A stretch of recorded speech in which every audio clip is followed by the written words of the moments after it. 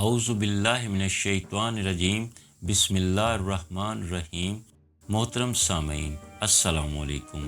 آج ہم امام زمان علیہ السلام کی غیبت صغریٰ کے دوران آپ کی سفارت اور نائب ہونے کے چند جھوٹے دعوے داروں کا تذکرہ کریں گے، جن پر امام زمان علیہ السلام نے لعنت بھیجی اور ان کا انجام لوگوں نے اپنی آنکھوں سے دیکھا۔ ان جھوٹے دعوے داروں میں پہلے نمبر پر ابو محمد المعروف شرعی ہے۔ کتاب غیبت طوسی کے مطابق ابو علی محمد بن حمام سے روایت ہے کہ شرعی کی کنیت ابو محمد تھی، اور ہارون کا بیان ہے کہ میرے خیال میں اس کا نام حسن تھا، اور حضرت امام ابو الحسن علی بن محمد علیہ السلام کے اصحاب میں شمار ہوتا تھا۔ اس کے بعد امام حسن عسکری علیہ السلام کے اصحاب میں بھی شمار ہونے لگا، اور یہ وہ پہلا شخص ہے جس نے ایسے مقام و مرتبے کا دعویٰ کیا جس کا نہ وہ اہل تھا اور نہ جسے اللہ نے اس کے لیے قرار دیا تھا۔ اس نے اللہ تعالیٰ اور ائمہ طہار پر بہتان رکھا اور ان حضرات کی طرف ایسی غلط باتیں منسوب کیں جو ان حضرات کے شان کے بالکل خلاف تھیں۔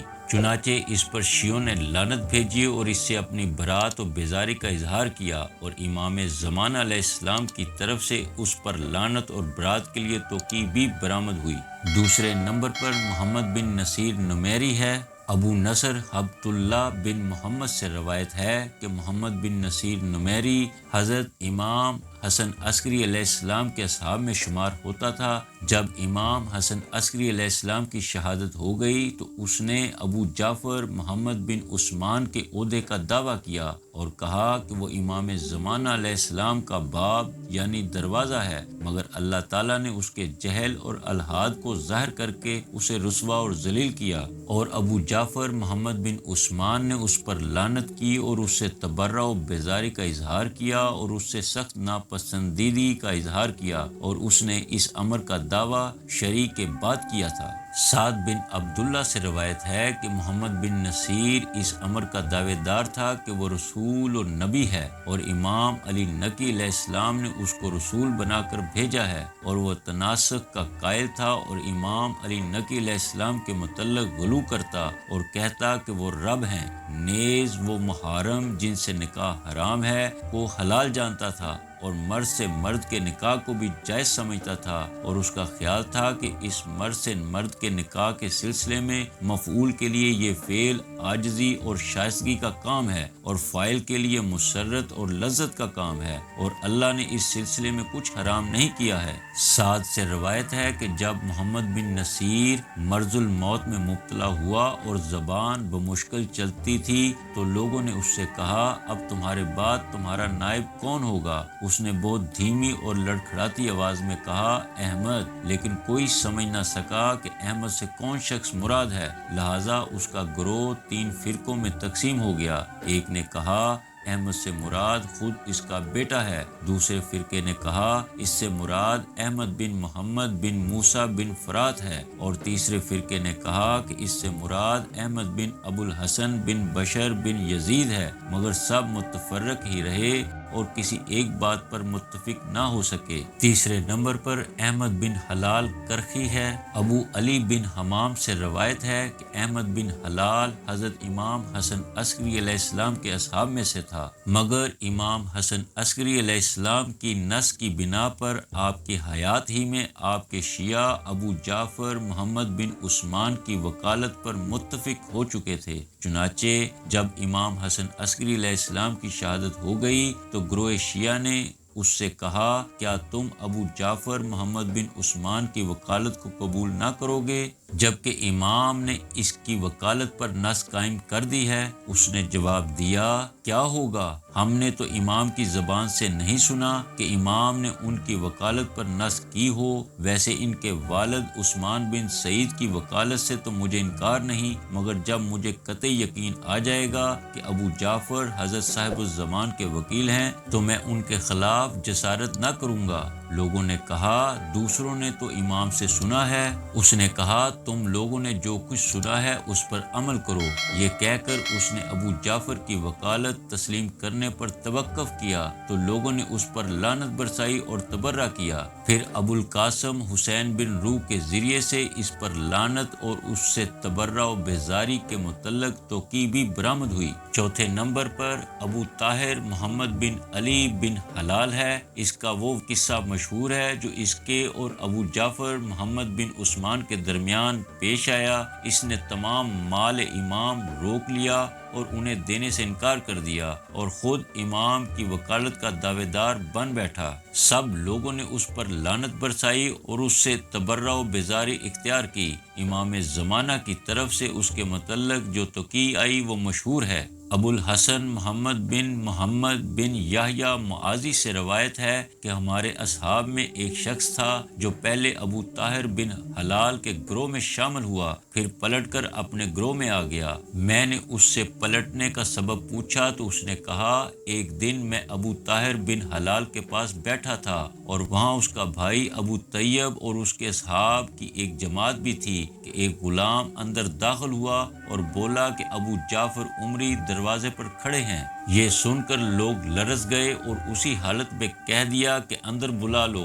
جب ابو جعفر اندر آئے تو ابو طاہر اور اس کی پوری جماعت تعظیماً کھڑی ہو گئی۔ وہ صدر مجلس میں تشریف فرما ہوئے اور ابو طاہر ان کے سامنے بیٹھ گیا۔ تھوڑی دیر بعد ابو جعفر نے لوگوں کے بیٹھ جانے کا انتظار کیا۔ جب سب لوگ بیٹھ گئے تو آپ نے فرمایا، اے ابو طاہر، میں تجھے اللہ کا واسطہ دے کر پوچھتا ہوں کہ کیا تجھے امام زمانہ نے یہ حکم نہیں دیا ہے کہ تیرے پاس ان کا جتنا بھی مال ہے وہ سب میرے حوالے کر دے؟ ابو طاہر نے جواب دیا، خدا کی قسم، ہاں۔ بس اس کے بعد ابو جعفر فوراً وہاں سے اٹھ کھڑے ہوئے اور واپس ہو گئے اور سارے لوگوں پر ایک سکتہ طاری ہو گیا۔ جب یہ کیفیت برطرف ہوئی اور انہیں ہوش آیا تو ابو طاہر کے بھائی ابو طیب نے اس سے پوچھا، تم نے امام زمانہ کو کہاں دیکھا ہے؟ ابو طاہر نے کہا، ایک دن ابو جعفر مجھے اپنے گھر لے گیا تو امام زمانہ اس کے مکان کی بلائی منزل پر مجھے نظر آئے۔ انہوں نے مجھے آواز دی اور فرمایا، تیرے پاس جو مال ہے وہ سب ان کے حوالے کر دے۔ ابو طیب نے پوچھا، مگر تمہیں یہ کیسے معلوم ہو گیا کہ وہ امام زمانہ ہی تھے؟ اس نے جواب دیا، ان کو دیکھتے ہی مجھ پر ہیبت طاری ہو گئی، ایسا رعب چھا گیا کہ مجھے یقین ہو گیا کہ وہ امام زمانہ ہی ہیں۔ راوی کہتا ہے کہ پس اس سبب سے میں نے اس سے جدائی اختیار کر لی۔ پانچویں نمبر پر حسین بن منصور حلاج ہے۔ ابو نصر حبت اللہ بن محمد کاتب بن بنت ام کلثوم بنت ابی جعفر عمری سے روایت ہے کہ جب اللہ تعالیٰ نے ارادہ کیا کہ حسین بن منصور حلاج کے مکر و فریب کا پردہ چاک کر کے اسے ذلیل و رسوا کرے تو اس کے ذہن میں یہ بات ڈال دی کہ ابو سہل بن اسماعیل بن علی نوبختی ان لوگوں میں سے ہیں جن پر اس کا جادو چل جائے گا اور وہ اس کے مکر و فریب میں آ جائیں گے، اور اگر ان کو اپنی طرف بلا لیا جائے تو اس کا اثر لوگوں پر بہت پڑے گا، کیونکہ ان کے علم و ادب کی وجہ سے لوگوں کے دلوں میں اس کا بڑا مرتبہ ہے۔ لہٰذا اس نے ابو سہل کو خط لکھا کہ میں امام زمانہ علیہ السلام کا وکیل ہوں، مجھے حکم ہوا ہے کہ میں تمہیں خط لکھوں اور اس امر کا اظہار کروں، تمہاری مدد کی جائے گی تاکہ تمہارا دل قوی رہے اور تم اس امر میں کوئی شک نہ کرو۔ ابو سہل نے اس کے جواب میں لکھا کہ میں تمہیں ایک معمولی سے کام کی زحمت دیتا ہوں، جہاں تمہارے ہاتھوں بہت سے معجزات و کرامات ظاہر ہوتے ہوں گے، ان کے مقابلے میں میرے اس کام کی حقیقت ہی نہیں۔ وہ کام یہ ہے کہ میں عورتوں کو بہت چاہتا ہوں، مگر میرا بڑھاپا اس سلسلے میں حرج ہے اور اس کو پوشیدہ رکھنے کے لیے ہر جمعہ کو خضاب استعمال کرتا ہوں جس میں مجھے زحمت شاقہ ہوتی ہے۔ اگر ایسا نہ کروں تو میرا بڑھاپا ان پر ظاہر ہو جائے اور وہ راہ فرار اختیار کر جائیں گی۔ میں چاہتا ہوں کہ تم مجھے خضاب کی زحمت سے نجات دلا دو، ایسی کرامت ظاہر کرو کہ میری داڑھی کے بال سیاہ ہو جائیں تو میں تمہارا مطیع و قائل ہو جاؤں گا اور تمہارے مذہب کی طرف دعوت کے لیے اپنے مال اور اپنی بصیرت سے تمہاری مدد کروں گا۔ حلاج نے جب ان کا جواب پڑھا تو محسوس کیا کہ میں نے بڑی غلطی کی جو انہیں خط لکھ دیا۔ پھر وہ خاموش ہو گیا اور ان کے خط کا کوئی جواب نہ دیا اور ادھر سہل نے اس کو ایک لطیفہ بنا لیا اور ہر ایک کے سامنے یہ اس کو بیان کرنے لگے۔ چنانچہ بات ہر عام و خاص میں مشہور ہو گئی، جس سے اس کا سارا مکر و فریب لوگوں پر ظاہر ہو گیا تو لوگ اس سے نفرت کرنے لگے۔ چھٹے نمبر پر محمد بن علی شلمغانی المعروف ابن ابی اذاکر ضد ہے، جس کی مذمت میں امام زمانہ علیہ السلام کی ایک طویل توقیع بھی برآمد ہوئی،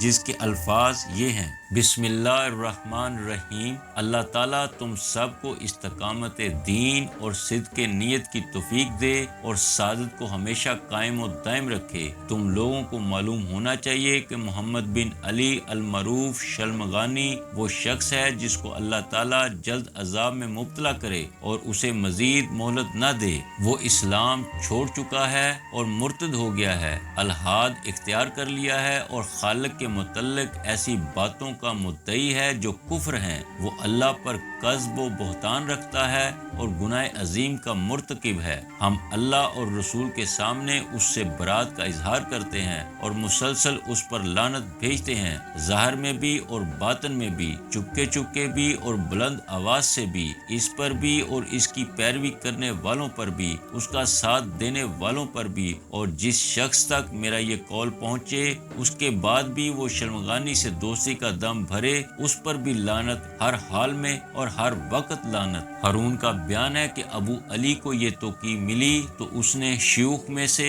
ہر ایک کو یہ توقیع پڑھ کر سنائی اور اس کی نقلیں تمام اصحاب کو بھجوائی گئیں اور ہر گروہ میں اس کی تشہیر ہو گئی اور سب لوگ اس پر لعنت و برات پر متفق ہو گئے اور محمد بن علی شلمغانی 323 ہجری میں قتل کر دیا گیا۔ محترم سامعین، ظہور امام مہدی علیہ السلام کے حالات سے آگاہی کے سلسلے میں اب تک کے لیے بس اتنا ہی۔ انشاءاللہ ہم مزید معرفت و آگاہی کی ویڈیوز کے ساتھ دوبارہ حاضر ہوں گے۔ تب تک اپنا، اپنے دوستوں اور عزیز و اقارب کا خیال رکھیے گا۔ والسلام۔